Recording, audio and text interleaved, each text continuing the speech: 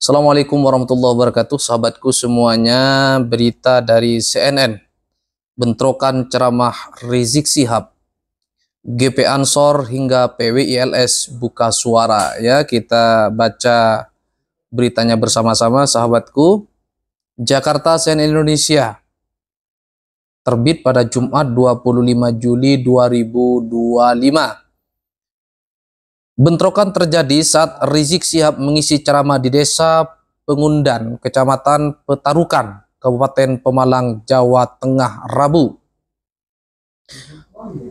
Gerakan Pemuda Ansor menyesalkan bentrokan yang terjadi antara Ormas Perwakilan Perjuangan Wali Songo Indonesia, Laskar Sebila (PWLS), dan Front Persaudaraan Islam (FPI) pada peringatan bulan Muharram tersebut. Ya, kita tahu bahwa bulan Muharram bulan yang suci di zaman Nabi. Di bulan Muharram ini kita juga dilarang melakukan peperangan, ya. Oke. Kami mengutuk keras setiap bentuk kekerasan dan penggunaan senjata tajam, khususnya dalam peristiwa di Pemalang. Dalam iklim demokrasi, perbedaan pendapat dapat terjadi kapan saja, namun semua pihak wajib menahan diri dan menjaga suasana damai, ujar Kepala Satkornas Banser Muhammad Syafiq Sauki dalam pernyataan tertulis Jumat 24 Juli. Oke, jadi sahabatku, PP Gerakan Pemuda Ansor menyesalkan tindakan yang terjadi di lapangan, ya. Sekali lagi, kalau terjadi apa-apa di lapangan, jangan langsung ambil tindakan.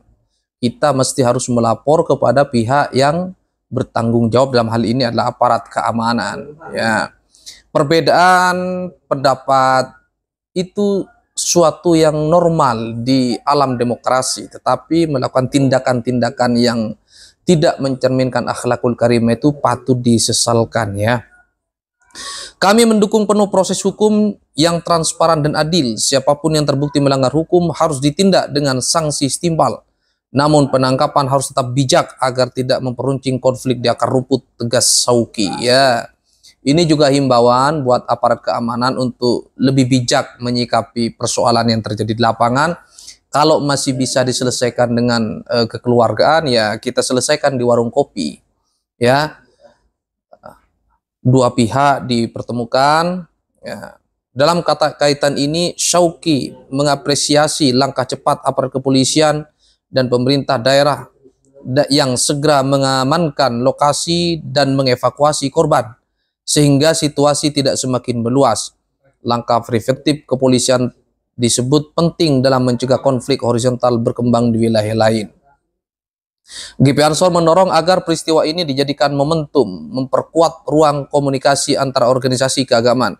Syauki menyerukan kepada para kiai, pengasuh pondok pesantren, dan tokoh masyarakat untuk mengambil peran sebagai penyejuk suasana dan mencegah provokasi lebih lanjut, ya.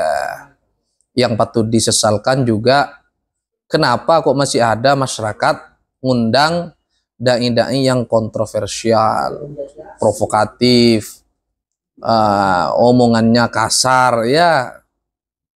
Yaitu alam demokrasi, yaitu sah-sah saja sebenarnya. Tapi hal-hal yang mestinya kita melakukan tindakan-tindakan yang lebih produktif, akhirnya ya hilang begitu saja. Kenapa kita tersibukkan oleh kejadian-kejadian seperti ini? GP Ansor siap menjadi fasilitator dialog untuk menghindari disinformasi dan kekerasan berulang. Kita harus memperkuat ukhuwah Islamiyah, bukan memperlebar jurang perpecahan, ya. Ini disampaikan oleh Satkornas, ya, Gus Syauki. Kemudian sahabat, berita selanjutnya, PWILS hingga kubu Rizik buka suara. Koordinator Komunikasi Antar Wilayah DPP PWLS Andi Rustono menjelaskan bahwa pihaknya telah memberikan peringatan agar pengajian itu tidak menghadirkan HRS. Hal itu juga dia sampaikan saat pertemuan bersama Kesbangpol pada 16 Juli lalu. Biasanya Banser begini, ya, kok PWLS, ya.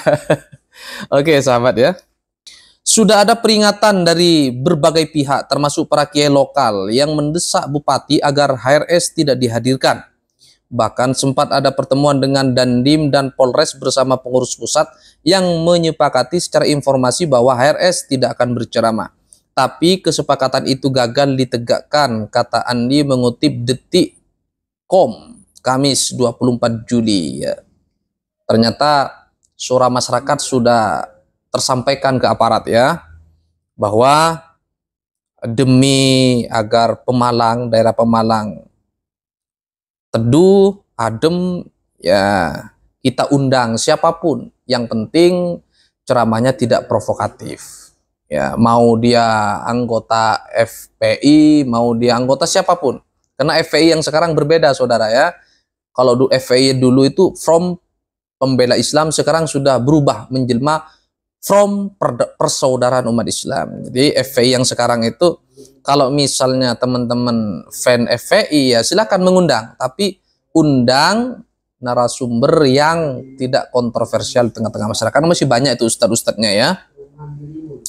Meski begitu dia menyebut bukan kelompoknya yang memulai bentrokan. Ia menyebut massa PWLS yang berjumlah sekitar 4.000 orang dari berbagai daerah di Jateng dan Jatim datang untuk menyampaikan aspirasi secara damai. Banyak juga ya, 4.000. Kami tidak membawa senjata tajam. Kalaupun ada yang bawa kayu, itu hanya pantungan untuk jaga diri karena di pinggir sawah banyak balok kayu. Tapi serangan awal itu dari kubu yang berpakaian putih. Malaikat atau orang ini? Orang kayaknya. Mereka melempar batu duluan, lalu terjadi chaos. Hati-hati sahabatku ya. Biasanya provokator itu memang sengaja mengadu domba, bukan bagian dari massa itu ya. Ada dua massa, sedang panas-panasnya ini ya. Kemudian ada penyusup ya yang berbaju massa tertentu, kemudian sengaja memprovokasi. Hati-hati ya.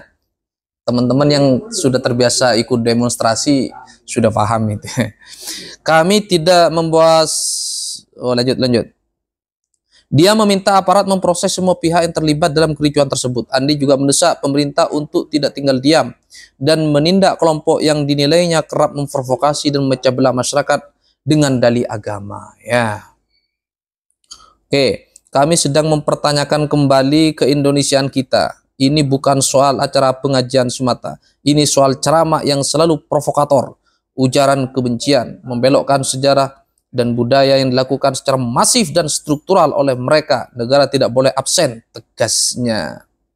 Sementara itu, ini ya, kuasa hukum Rizik Syihab, Aziz Yanuar, mengatakan peristiwa bermula saat rombongan Imam Besar Istiqlal, Imam Besar FPI ya, Habib Rizik Syihab, IB HRS tiba di lokasi di acara sekitar pukul 22 WIB dan lewat depan panggung. Namun rombongan Rizik kemudian dihadang aparat kepolisian. Mereka kemudian mengerahkan rombongan untuk lewat jalur di belakang panggung. Tapi komandan tim pengawalan IBHRS menolak dan sempat berdebat dengan polisi. Argumen tim pengawalan IBHRS adalah bahwa jalur depan panggung sudah disterilkan oleh panitia dan warga. Akhirnya IBHRS lewat depan panggung dan aman. Lalu ngisi ceramah dengan sukses dan berkah, tutur Aziz saat dikonfirmasi Kamis 24 Juli. Aziz mengungkapkan di belakang panggung ternyata sudah dikuasai oleh ormas PWLS. Mereka menunggu di sana untuk menghadang Rizik.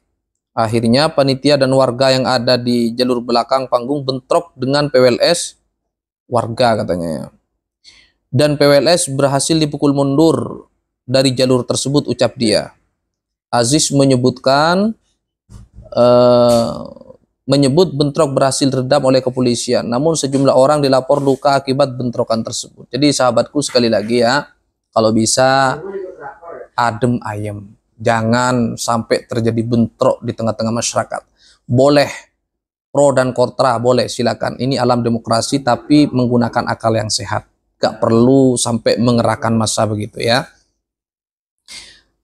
Urusan perdebatan soal nasab, pelurusan sejarah peradaban Nusantara tetap kita lakukan, tetap kita diskusikan, ya. Tapi jangan sampai main fisik, ya. Nanti yang rugi sahabat-sahabat di akar rumput. Sebelumnya polisi mencatat 15 orang yang menjadi korban dalam bentrok saat Rizik Syihab mengisi ceramah di Pemalang. Rinciannya 4 anggota Polri, 9 orang dari Ormas Perjuangan Wali Songo Laskar Sabilillah, dan 2 orang dari Front Persaudaraan Islam FPI. Polisi kini masih memburu provokator bentrokan tersebut. Ya, mudah-mudahan segera diselesaikan ya. Saya juga heran ya, kok ada provokator masih tetap keliaran di Indonesia. Kalau tidak ada yang backingin, kayaknya nggak bakal berani. Ya, itu pertanyaan yang, atau itu dianggap sumber rezeki ya. Sehingga kalau nggak ada begituan kan non-job juga. Oke, sahabatku semuanya, ayo kita jaga NKRI ini dengan suasana adem, perdebatan secara ilmiah, monggo tetap dilaksanakan, tapi jangan sampai terjadi bentrokan yang merugikan kita semua. Kasihan teman-teman yang terluka ya, mereka juga punya anak, mereka juga harus bekerja, mencari nafkah. Ya, sementara ya namanya ide itu ya sulit, pikiran itu sulit dihilangkan. Ya. Walaupun ormasnya sudah dibubarin, ya kan tinggal ganti nama. Dari from A menjadi from B kan, besok dibubarin lagi ganti nama lagi from C kan, tinggal begitu. Itu kan teknis administrasi ya sahabatku ya. Dan saya pikir aparat ini paham ini. Ya, mudah-mudahan ke depan suasana kebatinan bangsa Indonesia semakin sejuk agar fokus mendukung program-program yang telah dijalankan oleh pemerintah Indonesia untuk kesejahteraan Indonesia masa depan yang lebih baik. Hadanallahu yakum ajmain. Assalamualaikum warahmatullahi wabarakatuh.